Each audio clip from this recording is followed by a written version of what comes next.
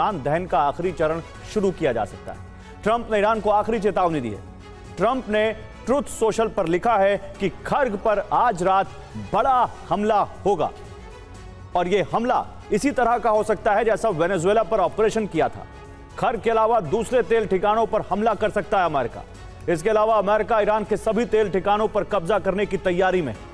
खर्ग पर हमले के पहले प्लान में स्वार्म ड्रोन से ताबड़तोड़ हमले किए जाएंगे। तो स्वार्म ड्रोन से पहले ताबड़तोड़ हमले करने का प्लान है, जिससे ईरान के डिफेंस सिस्टम को कंफ्यूज किया जाएगा। इतने सारे ड्रोन जब एक साथ आ जाएंगे तो फिर खर्ग के सुरक्षा चक्र को तोड़ दिया जाएगा। दूसरे प्लान में खर्ग पर बंकर बस्टर बॉम्ब से हमला किया जा सकता है, जिससे खर्ग पर बनी अंडरग्राउंड फैसिलिटी तबाह की जाएगी। अमेरिका के B-2 बॉम्बर्स लॉन्चिंग साइट ध्वस्त कर देंगे।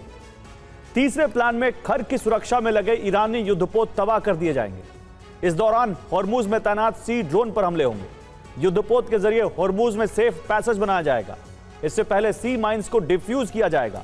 चौथे प्लान में मरीन कमांडो को उतारा जाएगा, जो खर्ग के ऑयल प्लेटफॉर्म पर कब्जा करेंगे।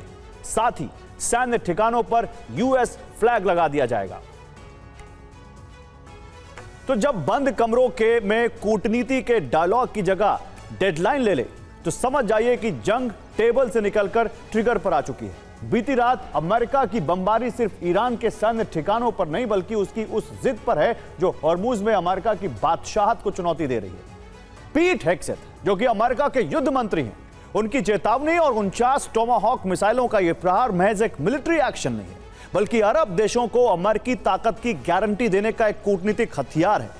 अगर अभी भी ईरान नहीं झुका तो परमाणु हथियार परमाणु विकल्प की तरफ जा सकता है। जबकि इससे पहले आज रात तबाही का एक और दृश्यम दिखाकर ईरान के सब्र की परीक्षा ली जा सकती है।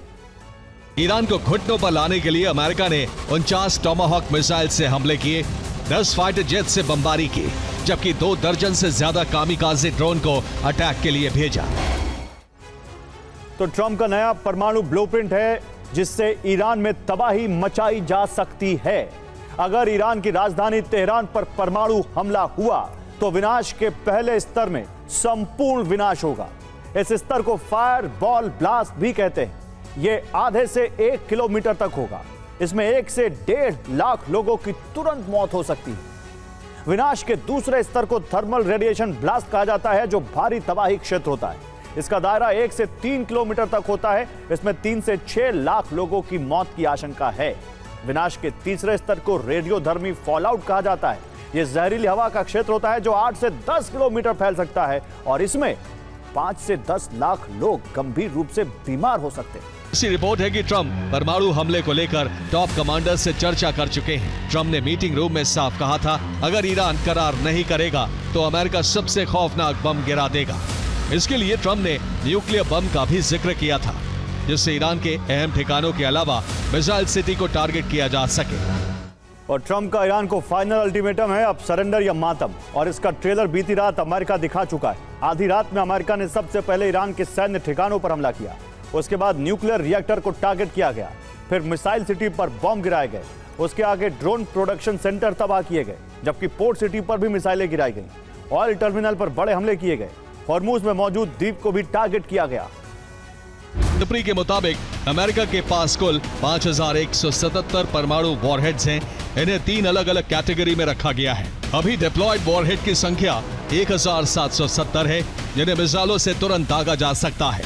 जबकि रिजर्व स्टॉक पाइल में 1930 वॉरहेड हैं, जो हथियार गोदामों में सुरक्षित रखे गए हैं। इसके अलावा रिटायर्ड हथियार 1477 हैं। ये वो पुराने हथियार हैं जिन्हें नष्ट किया जा सकता